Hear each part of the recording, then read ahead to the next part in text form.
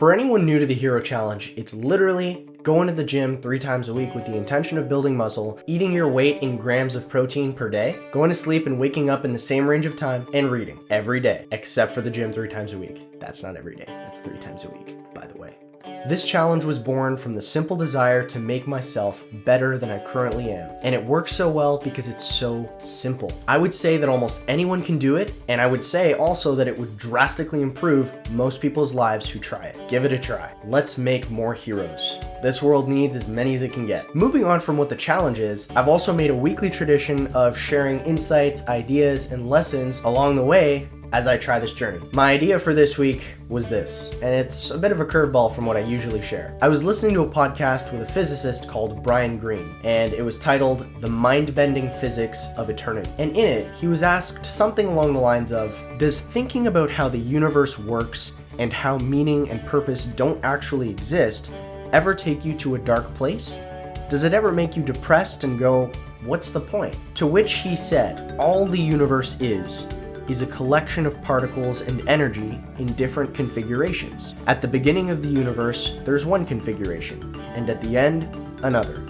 But somewhere in the middle, there exists a configuration that just so happens to create humans. A configuration that just so happens to create us. And while yes, some may argue that the fact that meaning and purpose are not intrinsic things can make one depressed, they can also make you appreciative and grateful. Because how awesome is it that particles can even do that? How awesome is it that particles even have the ability to be configured in such a way where humans can exist and invent meaning in a meaningless universe? How amazing is that? And I love this because what it was getting at was that we are the universe. In these kinds of conversations, there seems to be this implied belief that we are somehow separate from the universe, and that there's the dead universe, that which is not alive, and there's us, some kind of separate entity. But when you change the way you see it from alive or not alive to what's made of particles and energy, we're all the same. We're the same as those rocks, that water, that air, those stars. The configuration of our particles is just a little different. When you make that switch, you realize that meaning and purpose do exist. We are the universe.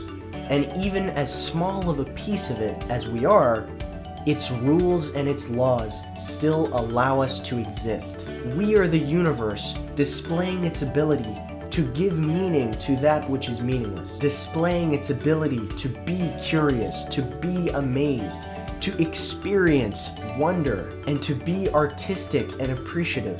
We are the universe displaying its intrinsic ability to be human. I can tell you that because we exist. Each one of us exists because we were allowed to. This universe's rules made it possible.